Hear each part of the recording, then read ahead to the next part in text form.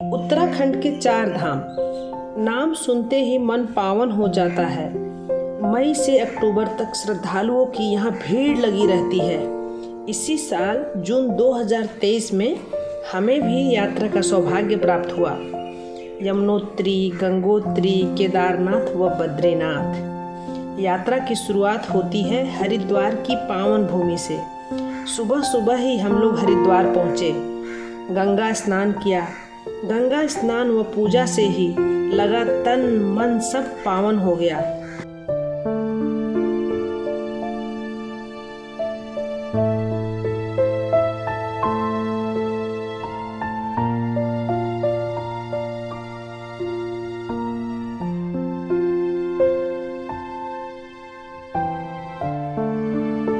उसके बाद मनसा मंदिर गए।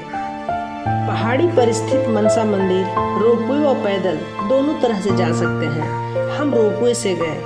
रोपवे का सफ़र अपने आप में रोमांचकारी अनुभव है।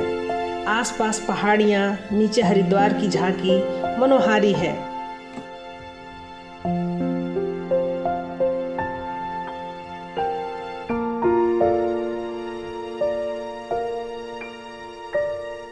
हमें यात्रा के लिए कुछ आवश्यक सामान भी रख लेने चाहिए, जैसे power bank, water bottle, raincoat, trekking stick, winter cap, sweater, woollen socks, sunscreen lotion, cold cream, Kapoor, कुछ आवश्यक दवाएं व खाने पीने के सामान। हमारी यात्रा शुरू हो गई। योजना के अनुसार हमें बारकोट में ठहरना था, जो कि हरिद्वार से 180 किलोमीटर है। हम लोग देहरादून होते हुए निकले। रास्ते के मनोहारी दृश्य को नजरों में समेटते हुए जा रहे थे। कहीं कहीं उतरकर चाय पानी, साथ ही फोटो सेशन भी चलता रहा। थोड़ी ठंड लगनी शुरू हो गई थी। जून की गर्मी के तपन में हल्की ठंड तन मन को सुखद रोमांचक एहसास करवा रही थी। दूसरे दिन तड़के ही हम बारकोट से जानकी चट्टी के लिए निकले, जो कि 45 किलोमीटर है, और यहीं से हमें 6-7 किलोमीटर यमुनोत्री के लिए चढ़ाई करनी थी। अपनी अपनी सहूलियत के अनुसार कुछ लोग पिट्ठू, कुछ लोग डोली, कुछ लोग घोड़े से व कुछ पैदल ही गए। बहुत ही मनोहारी दृश्य नज़रों व कैमरों में समेटते हुए हम यमुनोत्री पहुँचे। गर्म कुंड में स्नान करके मंदिर में दर्शन किए। बगल में गर्म कुंड में चावल पकाकर अपने साथ भी प्रसाद के रूप में ले लिए। फिर उसी मार्ग से हम जानकी चट्टी पहुँचे। वहीं हमारी गाड़ी लगी हुई थी। फिर बारकोट में ही रुके। फिर यात्रा शुरू हुई हमारी गंगोत्री के लिए। इसके लिए हमें उत्तरकाशी में ठहरना था, जो कि बारकोट से 100 किलोमीटर है। हम लोग थोड़ा प्रकृति का नज़ारा लेते हुए शिव गुफा पहुँचे। थोड़ी चढ़ाई थी। पहाड़ पर एक गुफा, जिसमें एक कुंड में पानी टपक रहा था, वह बगल में शिवलिंग। दर्शन करना थोड़ा मुश्किल लग रहा था। गुफा के अंदर जाने का रास्ता बहुत सकरा था। एक एक करके बहुत मुश्किल से हम लोग अंदर गए, पर सुखद अनुभव के साथ हमने दर्शन किया।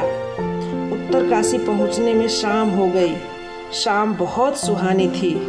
सड़कों पर दूर तक टहलते रहे। कुछ खरीदारी भी हुई। फिर बाबा विश्वनाथ के दर्शन किए। उत्तरकाशी से 100 किलोमीटर की दूरी तय करके गंगोत्री पहुँचे। यहाँ पर 1-2 किलोमीटर पहले ही गाड़ी रुक गई। हमें पैदल ही मंदिर तक जाना पड़ा। चलने में दिक्कत हो तो व्हीलचेयर की सुविधा भी वहाँ पे है। फिर हुआ गंगा दर्शन। निर्मल पावन गंगा, बर्फ सा शीतल, अति शीतल, तन मन सब शीतल हो गया। सूर्य को अर्घ देना बहुत सुखद अनुभूति थी। गंगा की पूजा किए। वहीं पुजारी जी ने पितृ पूजा करवाया। सभी पुरखों को याद कर कर के तर्पित किए।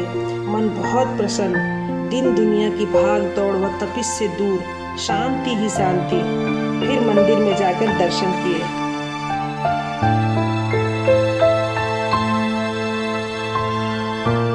फिर वही ऊंचे ऊंचे पहाड़, घाटियां, बगल में भागीरथी, कभी गाड़ियों का जाम तो कभी घाटी, पर हम हर जगह नज़ारों को नज़रों व कैमरों में कैद कर अपना सफ़र सुहाना बनाते रहे।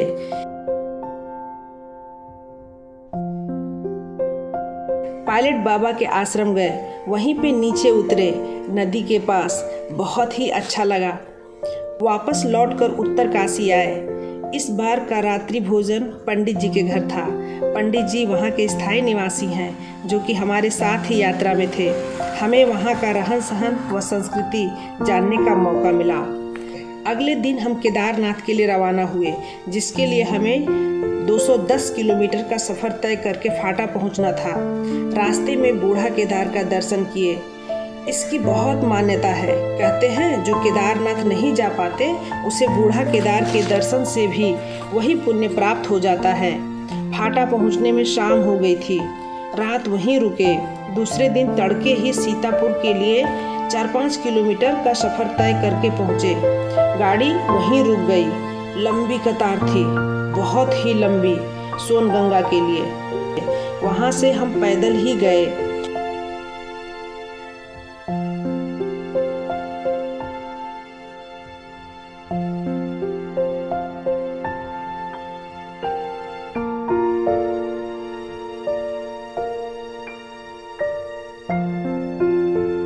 वहाँ हमें दूसरी गाड़ी लेनी पड़ी जो गौरी कुंड तक जाती है। गर्म कुंड में स्नान कर केदारनाथ की यात्रा शुरू हुई। यहाँ भी हेलीकॉप्टर, घोड़े, पिट्ठू और डोली की सुविधा है। बहुत लोग पैदल भी जाते हैं। प्राकृतिक नज़ारा लेते हुए हम घोड़े से ही गए।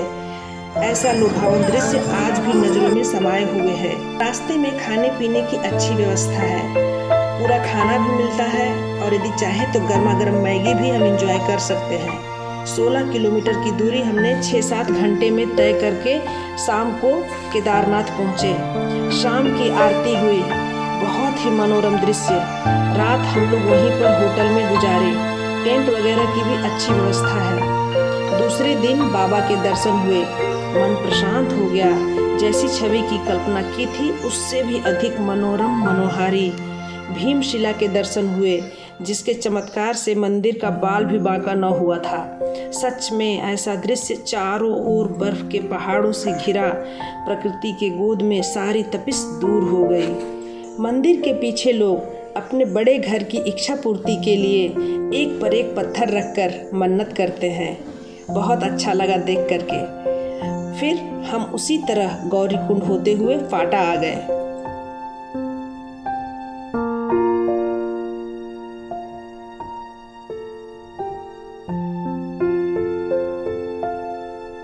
उन्हीं हरी भरी वादियों व ऊंचे ऊंचे पहाड़, बगल में कलकल छल छल करती गंगा के साथ हनुमान चट्टी में हनुमान जी का दर्शन करते हुए 220 किलोमीटर 220 किलोमीटर का सफ़र करते हुए हम लोग बद्रीनाथ पहुँचे।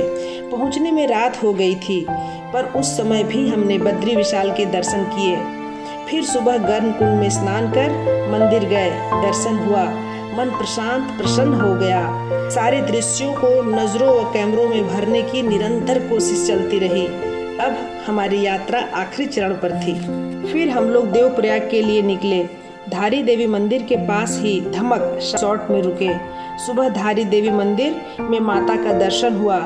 माता की महिमा तो जग जाहिर है कि जब मंदिर को हटाया जा रहा था तो कैसी विपदा आई थी। उसके बाद हम देवप्रयाग गए, जहाँ पर गंगोत्री से भागीरथी व बद्रीनाथ से कई धाराओं को अपने में समेटती हुई अलकनंदा आकर मिलती है और गंगा का रूप ले लेती है। दोनों धाराओं का स्पष्ट रूप से अंतर यहाँ देखा जा सकता है। हरी भरी भागीरथी व थोड़ी मटमैली अलकनंदा। इसमें बहुत सारी मछलियाँ हैं। लोग मछलियों को आटा की गोली खिलाते हैं। पास ही छोटी सी गुफा भी है जिसमें शिवलिंग है। हथेली में गंगा जल भरकर शिव पर चढ़ाना एक सुखद अनुभव रहा। फिर नीलकंठ मंदिर गए, वहाँ शिवलिंग पर जल चढ़ाया। यहाँ के बारे में मान्यता है कि भगवान ने विष पीने के बाद यहीं विश्राम किया था। फिर ऋषिकेश होते हुए हरिद्वार पहुँचे। हरिद्वार में पतंजलि गए। बाबा रामदेव के आयुर्वेद चिकित्सालय, औषधि वन आदि देखकर तन मन को सदैव हृष्ट पुष्ट व प्रसन्न रखने का बल मिला। शाम को गंगा आरती किए। तन मन खुशियों से सराबोर हो गया।